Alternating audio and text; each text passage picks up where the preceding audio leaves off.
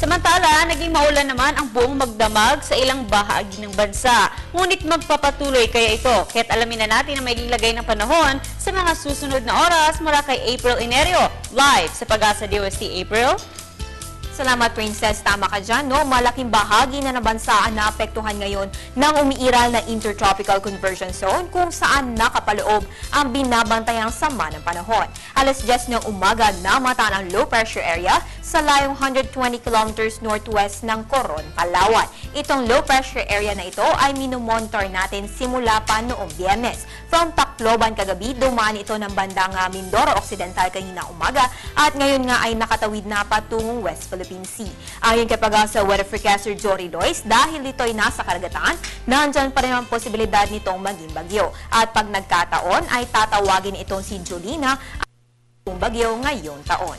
Para sa lagay ng panahon ngayong Lunes, ang mga lalawigang kabilang sa Central at Southern Luzon, Visayas at Mindanao ay makakaranas ng mahihina hanggang katamtamang pagulan na posibleng maging mabibigat na pagulan kapag may thunderstorms. Kaya ating paalala, maging handa po sa posibleng mga pagbaha at landslides. Habang ang natitirang bahagi ng bansa ay makakaranas rin ng ilang mga pagulan at thunderstorms, lalo na sa hapon o gabi. At dahil 29 na ng Hulyo, maaasahan na po ang magiging maulan pa ang panahon sa natitirang 2 araw ng July.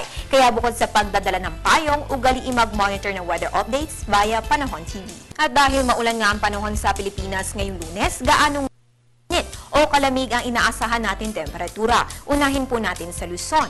Mataas na sa may Tuguegarao na may 24 to 33 degrees Celsius, habang ang Baguio City ay may 16 to 22 degrees Celsius. Punta naman po tayo ng Visayas, pare-parehong 23 to 30 degrees Celsius ng Iloilo, Bacolod at Tacloban, at mataas naman sa Metro Cebu na may 24 to 30 degrees Celsius. At sa Mindanao, mataas na po sa Zamboanga na may 24 to 29 degrees Celsius, at mababa naman sa Cagayan de Oro na may 23 to 29 degrees Celsius. Sa iba pang balita, good news mga kababayan, muling nagtamo ng parangal ang Panahon TV mula sa Department of Science and Technology.